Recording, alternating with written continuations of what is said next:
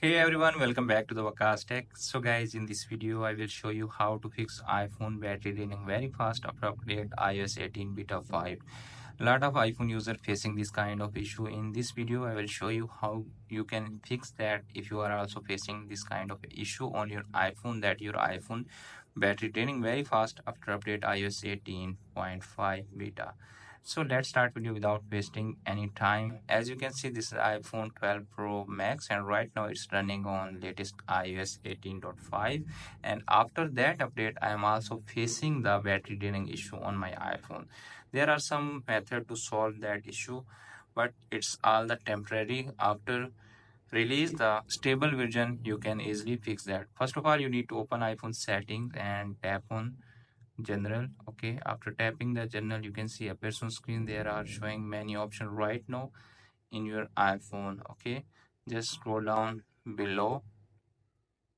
Okay, you can see appears on screen transfer or reset iPhone. Tap on that, tap on reset and reset all setting and apply it on your iPhone. Now move to the next setting, tap on iPhone settings again. You need to scroll down below. Okay, and you can see a person screen privacy and security. You can see a person screen here are showing location services trap. Okay, you can see a person screen location services is on, just turn it off to fix that issue.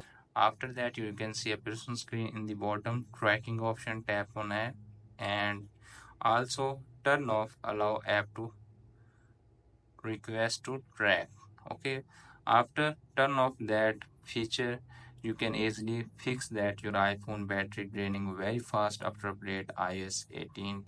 So friends, by do that two simple step, you can easily temporarily solve your iPhone battery draining very fast. After watching this video, I hope you will all know how to fix that. Hope this video is helpful for you. If the video is helpful for you, don't forget to share and subscribe my YouTube channel and press the bell icon for upcoming videos notifications. Thanks for watching.